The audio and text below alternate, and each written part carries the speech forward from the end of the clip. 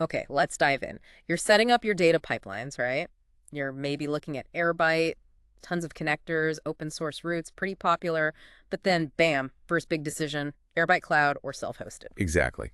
And it feels like just, a deployment choice. Cloud convenience versus self-managed control. Right. But actually, what we found is this decision goes way deeper.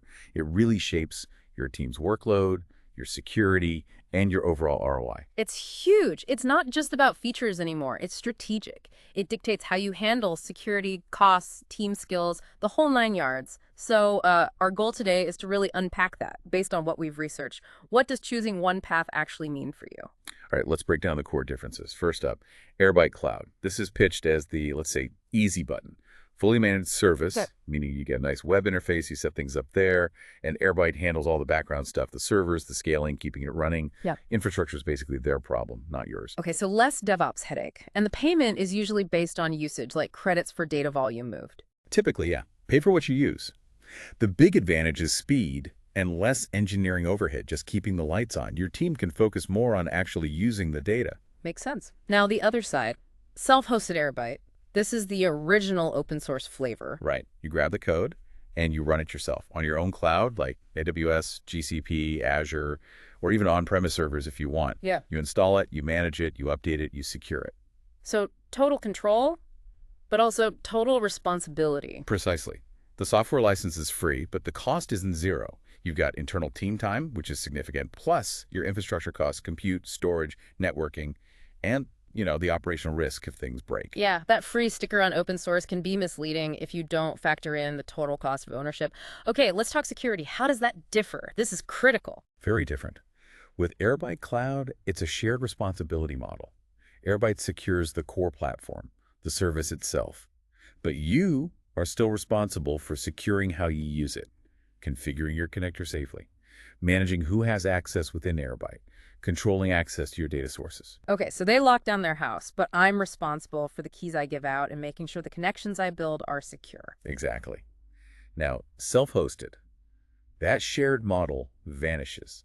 You control everything, which sounds great, but it means you are now fully accountable for all security layers. Like what specifically? Oh, managing Kubernetes, which usually runs it, setting up identity and access management IAM correctly, which is vital, configuring network firewalls, constant security patching, running audits, compliance checks. It's a lot. It's all in your team. Wow, okay. Big difference in operational load there. What about data residency, where the data actually lives? That's a big deal for some industries. Absolutely. Self-hosting gives you certainty. It's running in your environment, in the region or data center you choose. Full stop. And cloud. With cloud, it depends. They are offering more regional options now, which helps address this. But fundamentally, the control isn't as absolute as when it's entirely within your own four walls, so to speak. You need to configure it correctly for your residency needs. Got it. Let's pivot to ROI, cost effectiveness. Beyond just the infrastructure bills, where does the value come from? Well, Airbyte Cloud often delivers better ROI if your main goal is speed to value and reducing that operational burden. You get pipelines running faster, potentially saving weeks or months of setup time. That means insights faster and engineers working on analysis, not plumbing. So time to market is a big factor A there. huge factor. And freeing up expensive engineering resources. And self-hosted. When does that start looking potentially cheaper or better from an ROI perspective? It can be cheaper, but usually only at a pretty large scale. Think massive data volumes where the fixed costs of your expert team and infrastructure get spread thin. And crucially, that's if you already have a mature, efficient DevOps or platform team that's ready for this workload. Right. If you have to build that team just for Airbyte, any potential savings probably disappear pretty quickly. Exactly. The cost of skilled DevOps talent is high. Okay, let's make this concrete. Imagine someone listening is facing this choice.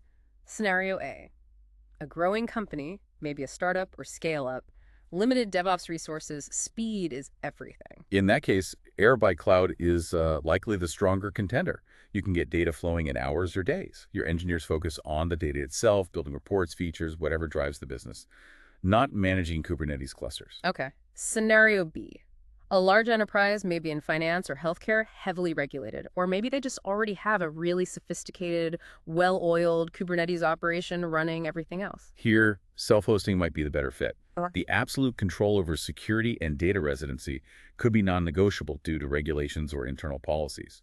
They can integrate it tightly with their existing systems, maybe fine-tune performance. And if that expert team is already in place and efficient, they might see cost savings at scale. So it really hinges on existing capabilities and requirements. Definitely. And there's another angle too, team skills. What kind of expertise does each choice cultivate? Oh, interesting point. How does it shape your team's development?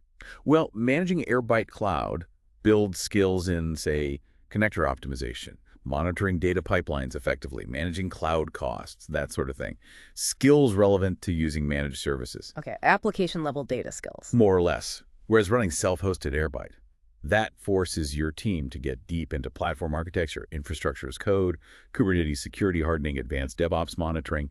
These are deep infrastructure skills. Yeah. Very valuable, but a different focus. So choosing isn't just a tech spec comparison. It's really a reflection of your organization's strategy, isn't it? Absolutely. It boils down to what are your capabilities right now, what are your compliance needs, and how much operational complexity are you willing and able to own? Are you optimizing for speed and letting your data teams focus purely on insights? Or are you optimizing for total control and building that deep internal operational muscle? It's a strategic fork in the road. So the question for you listening is, what does that choice signal about your organization's priorities? And how does it set the direction for how you'll build smarter, more effective data operations moving forward?